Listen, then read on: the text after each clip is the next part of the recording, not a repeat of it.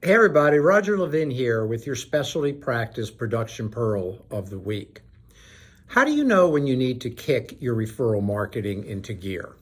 Specialists live and die by referrals, and as I have often said, the number one, bar none, success factor of specialty practices is referrals. Because if you don't have referrals, you don't have anything else. You want to kick your referral marketing program into gear as soon as you see either a decline in referrals, even if it's still a good number, or you flatten out.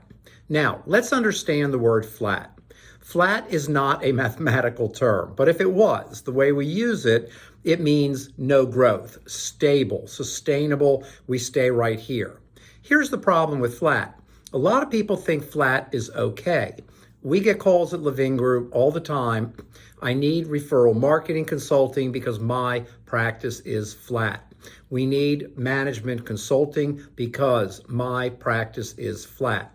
Now, those doctors, to their credit, at least recognized that flat might not be a good thing. And in fact, it's not a good thing.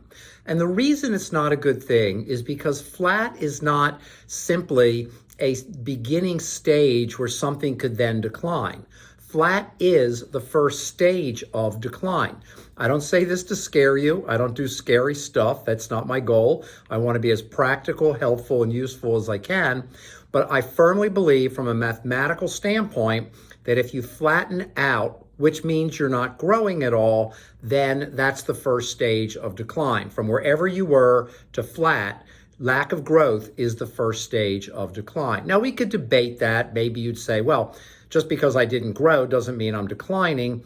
Yes, it does, because if you've grown 2%, 3%, 4%, 4% the last few years, and now you're not growing at all, that's decline. And the whole purpose of this is not whether you should feel good or bad. It's not about good or bad. It's never about good or bad. It's about when do you kick your referral marketing program into gear? When do you hire a professional relations coordinator 16 to 20 hours a week and train her exquisitely to do the job and not cheat on her time, one of the biggest reasons for referral marketing failure? When do you design your strategies to be consistent? We had a national consultants meeting this morning, and one of the things I reminded them is inconsistency is the number one reason for referral marketing failure. Let me say it again. It's that important. Inconsistency is the number one reason for referral marketing failure.